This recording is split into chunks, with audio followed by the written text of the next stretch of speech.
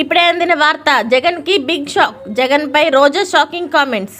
ఈ విషయాలన్నీ తెలుసుకునే ముందు వీడియోని పూర్తిగా చూడండి, అప్పుడే మీకు పూర్తిగా అర్థమవుతుంది. అదేవిధంగా చాలామంది సబ్స్క్రైబ్ చేసుకోకుండా వీడియోని చూస్తున్నారు, దయచేసి సబ్స్క్రైబ్ చేసుకోండి. సబ్స్క్రైబ్ చేసుకోవడం వల్ల నేను చేసే ప్రతి వీడియో అప్డేట్ మీకు ముందుగానే నోటిఫికేషన్ రూపంలో వస్తుంది. అదేవిధంగా లైక్ చేయడం మర్చిపోతున్నారు, దయచేసి లైక్ చేయండి. లైక్ చేయడం వల్ల ఇటువంటి ఇంపార్టెంట్ ఇన్ఫర్మేషన్ చాలామందికి రీచ్ చేసిన వాళ్ళు అవుతాం. ఇక లేట్ చేయకుండా వీడియోలోకి వెళ్ళిపోదాం. తాజాగా ఏపీ మంత్రి ఆర్కే రోజా తిరుమలలోని శ్రీవారిని దర్శించుకున్నారు. గుడి నుంచి బయటికి వచ్చేటప్పుడు ఆమె మీడియాతో ముచ్చట్లాడారు. ఎగ్జిట్ పోల్స్పై కూడా స్పందించారు.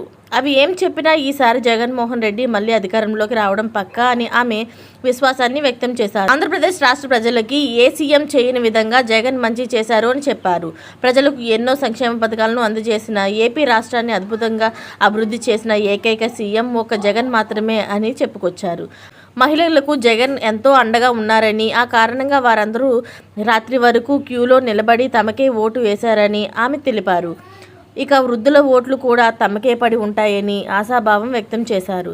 2014 టీడీపీ, బీజేపీ, జనసేన పార్టీలో కూటమిగా ఏర్పడిన గెలిచాయని, కానీ ఆంధ్రప్రదేశ్ రాష్ట్రానికి వారు చేసిన మేలు ఏదీ లేదని ఆమె విమర్శించారు.